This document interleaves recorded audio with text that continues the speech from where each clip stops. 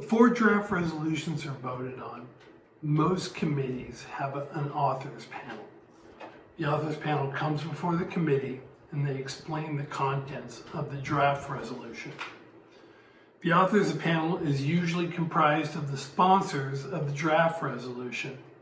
Now this can create a problem since a draft resolution can have multiple sponsors, but the authors panel is usually restricted to 4 delegates, sometimes 5, but usually 4. And it can be extremely frustrating when you've researched a lot, you know the material extremely well, you've practiced your speeches, you've been giving great speeches, you've contributed to the writing of the draft resolution, and then you wind up being excluded from the authors panel. It is, quite frankly, painful. I've had delegates come to me in tears. So for this reason and others, we decided that a video describing the authors panel was necessary. I'm not going to suggest that we have all the answers to all the challenges related to authors panel, but this will give you a better idea going into it. So in this video, I'm going to describe why it's helpful to be on the authors panel, things that delegates can do to increase the likelihood of being on the authors panel, things that delegates can do to avoid getting excluded from the authors panel, but again, only when they deserve to be on it, right? That's what we're focusing on. And the things that delegates can do when there's an effort to exclude them from the authors panel when they deserve a spot. Now, the bottom line is that each delegate has to decide for themselves how they respond in a case like that. You have to decide your own comfort level. So let's first talk about getting on the authors panel. For many delegates, including our own delegates, they believe that being on the authors panel is critical to winning awards. Now, I've spoken with a number of chairs from different programs about this, and many disagree. They say being on the authors panel, being among this group that comes up and explains the draft resolutions, this isn't the key to winning an award. However, delegates who do the things necessary to deserve to be on the authors panel are more likely to win awards. So to the extent that the authors panel reflects who did the work, who the leaders were, then being on the authors panel is a good idea. The problem is, as I alluded to before, sometimes the delegates on the authors panel are not always the delegates who deserve to be there. So, the easiest way to get on the authors panel is to make a big contribution to the draft resolution. And this involves doing things before the conference, during the early stages of the conference, including when the working group is formed, and then during the writing stages of the draft resolution. So I want to go through each one. Before the conference, one of the things that you can do is research your topic thoroughly. Know more about the topic than anybody else in your working group. Know more about the background guide than anybody in your working group. Know more about what your committee is and is not allowed to do, what authorities you do and don't have, than anybody else in the committee. Make yourself an authority on all matters, and that will increase the likelihood of being on the authors panel. Before the conference, develop proposals during your research stage. Develop generic proposals that most delegates are likely to support. Now, good research will reveal generic proposals. You'll find the same proposals mentioned in multiple documents. Generic doesn't mean bad, right? Generic just means that there are going to be a number of proposals made by people who study this topic that pretty much everybody's going to agree on, and you should be able to articulate those. But you should also develop creative proposals about which delegates are unlikely to know very much. Extremely good research will reveal these creative proposals. To the extent possible, ensure that you're the authority on your creative proposals and therefore the only delegate equipped to explain and defend it. And be sure to release information about your proposal very strategically. You don't want to give away so much information that someone could say, well, now I know what this delegate planned. I can get up there and talk about their proposal as well.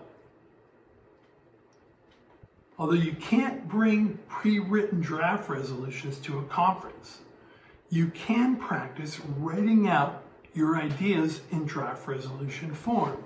Do this before the conference, so that when it comes time to convert your ideas into draft resolution form, you've already done it 2, 3, or 4 times.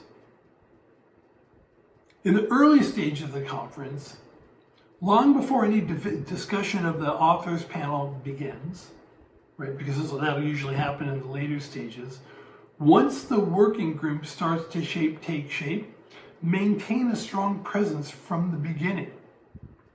It's much harder to assert your authority after power delegates have taken control of the group. Be there from the very beginning, and do not yield to power delegates. Do not take a back seat. You don't need to get their permission to participate in discussions on the draft resolution. You don't need to ask them about it. You've earned the right to participate by virtue of the research you did prior to the conference, participating in simulations, watching these videos, taking quizzes, making mistakes, improving, and all the things that you've been doing for the semester. You challenged yourself by joining the team. As you know, some people join the team and then they said, I can't do this, for a variety of reasons. You stayed. You deserve to be heard.